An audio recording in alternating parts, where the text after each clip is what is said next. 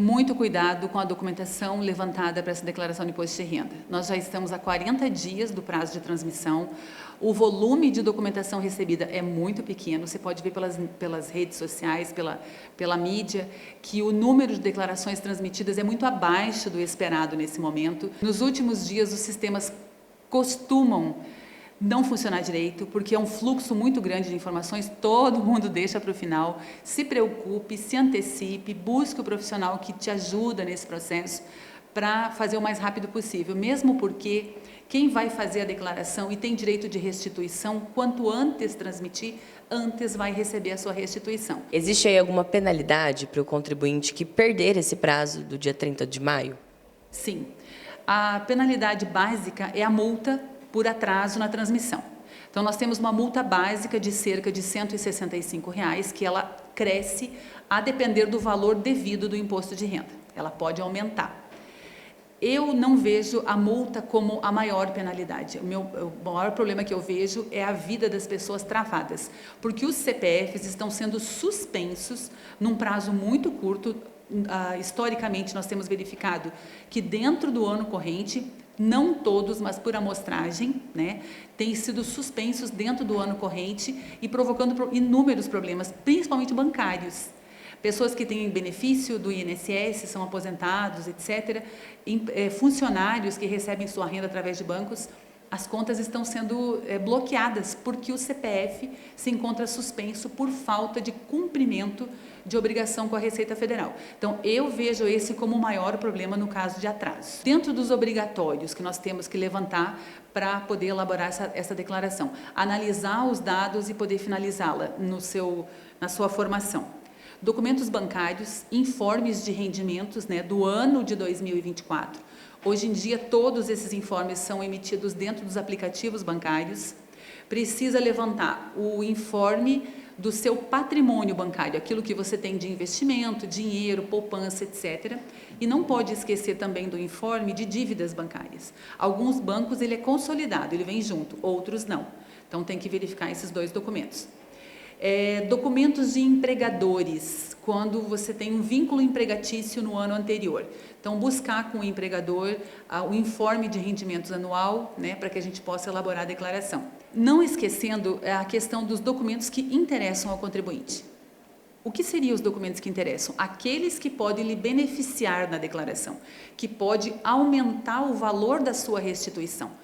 Aumenta o seu direito de receber dinheiro de volta, que seriam despesas médicas, hospitalares, laboratoriais e educacionais, do contribuinte e dos seus dependentes do ano anterior. A questão de mudanças patrimoniais. Tudo que você comprou, que você vendeu no ano anterior, documentos dessas operações, porque a depender da operação ela pode gerar um imposto adicional, então a gente tem que analisar para evitar uma malha fiscal futura. Lembrando que a Receita Federal já sabe tudo que nós vamos informar, ela só quer a nossa confirmação. Então, todos os órgãos que têm obrigação de transmitir informações à Receita Federal, como, por exemplo, o cartório, na mudança patrimonial de imóveis, ela já sabe.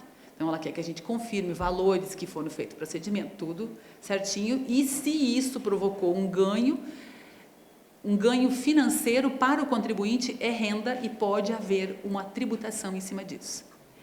Também temos que verificar os aluguéis recebidos. Caso o contribuinte tenha patrimônio, tenha imóveis e esses imóveis estão alugados, ele também precisa declarar essa renda de aluguel, porque toda renda é tributada, a declaração de imposto de renda, não é só do empregador, porque tem contribuintes que não têm vínculo empregatício, mas ele tem toda uma composição patrimonial que gera renda, tanto investimentos bancários, dinheiro no banco, que gera renda, que tem que ser declarada e ela é tributada, e patrimônio imobiliário mesmo, que aluguéis, e ele também vai gerar uma renda diferenciada.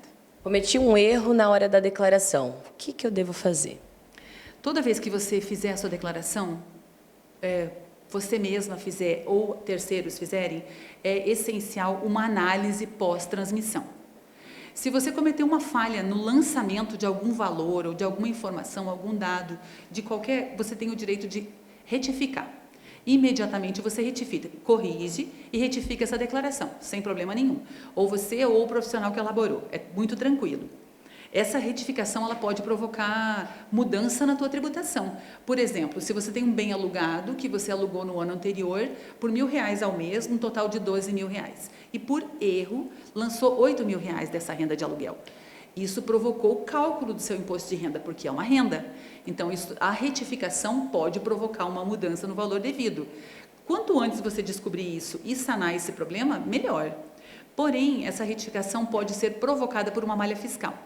Então, por exemplo, você transmitiu sua declaração de imposto de renda e vai ter as restituições. Você tem direito de restituição e está aguardando os lotes de restituição.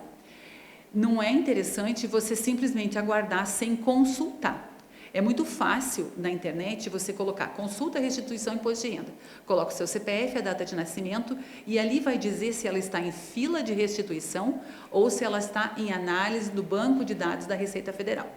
Se transcorreu um tempo já e ela ainda não entrou em fila de restituição, é muito conveniente consultar a base de dados da Receita Federal para descobrir se você está em malha fiscal.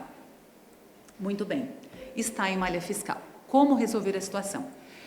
Em primeiro momento, é uma pessoa capacitada para analisar essa malha fiscal. Se isso é uma falha na elaboração da sua declaração ou é uma falha de terceiros que pode ter provocado. Então, tudo pode ser corrigido, tudo tem solução, desde que você encare de frente. Então, não transmite e abandona, porque não é a solução derradeira, né? Tem que acompanhar, porque às vezes acontece do contribuinte esperar até o último lote e dizer, olha, eu não recebi.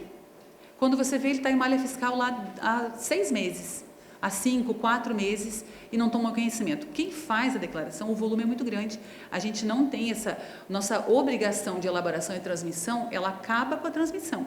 O acompanhamento, ele é do contribuinte. Agora nós temos uma novidade que é a declaração pré-preenchida.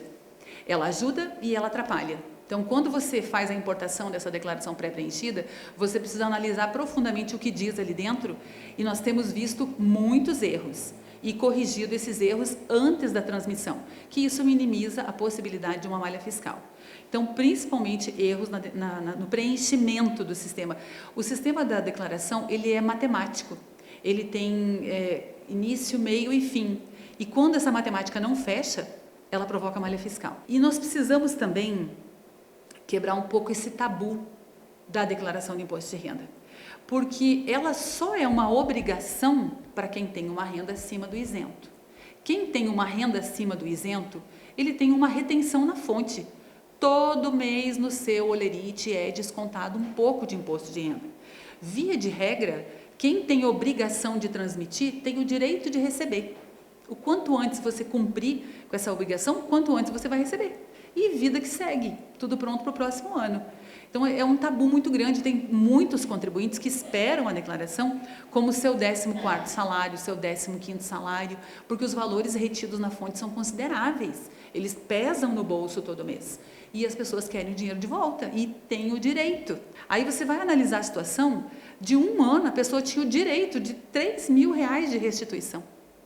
E ela não precisava, ela pagaria só o processo de elaboração e transmissão e receberia o seu dinheiro de volta lá atrás. Entendeu? Então, é um tabu. Ele tem que ser encarado de frente, virar a página e vida que segue.